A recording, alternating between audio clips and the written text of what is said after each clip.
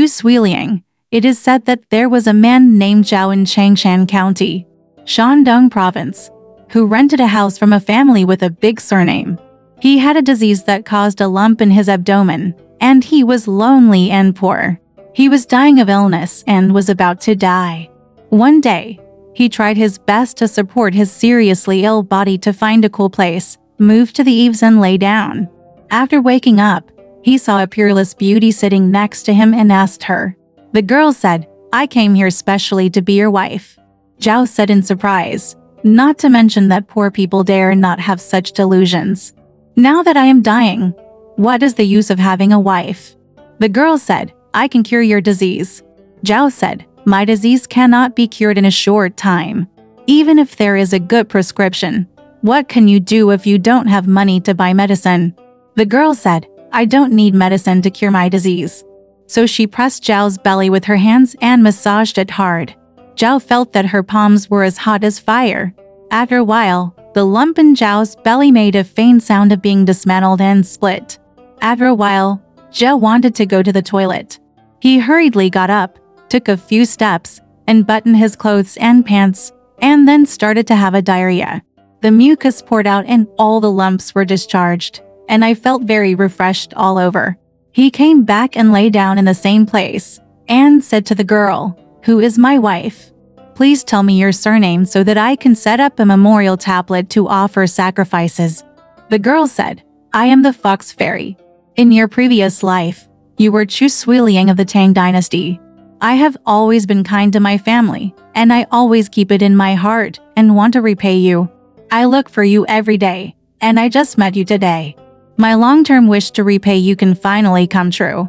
Zhao felt ashamed because of his ugly appearance, and was worried about the damage to the hut. The smoke was very black and would stain the girl's gorgeous clothes. The girl just asked to go with him, and Zhao led her into his home. The earthen king was covered with broken grass, not even a mat. The stove is cold, and I haven't had a fire to cook for many days. Zhao said, "Regardless of the fact that our family is so poor, I can't bear to humiliate you, even if you can stay willingly. If you see that the bottom of the jar is empty, how can you support your wife and children?"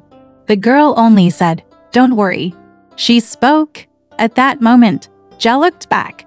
I saw that the felt and quilts on the bed had been laid out.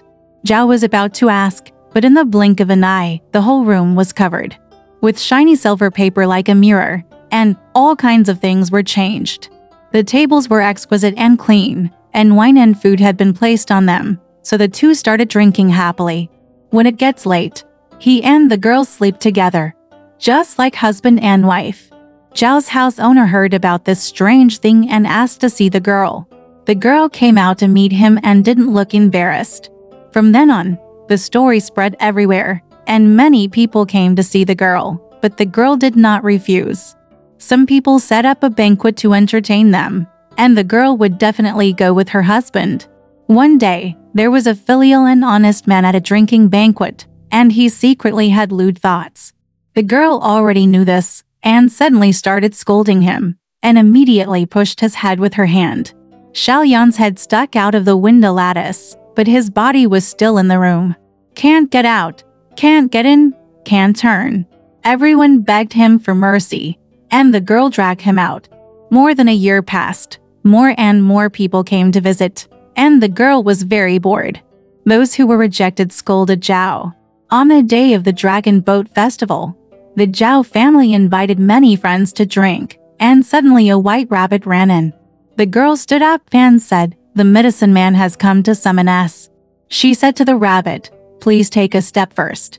The rabbit ran out and walked straight away. The girl asked Zhao to bring a ladder, which was several feet high. There was a big tree in the yard, so he leaned the ladder against the tree. The ladder was higher than the tree top. The girl climbed up first, and Zhao followed her. The girl turned around and said, "If any relatives or friends are willing to follow, please climb up the ladder immediately." Everyone looked at each other, but no one dared to go up. Only a boy from the owner's family followed them enthusiastically.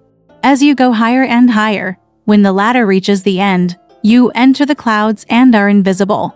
When everyone took a look at the ladder, it turned out to be A broken door that had been broken down for many years, with the paneling removed. Everyone entered his house and saw that it still had the original gray walls and broken stove, and nothing else. He also thought that he could ask about the situation when the family boy came back, but there was no trace of him. Alright, this story has come to an end. If you liked it, please give it a thumbs up. Thank you.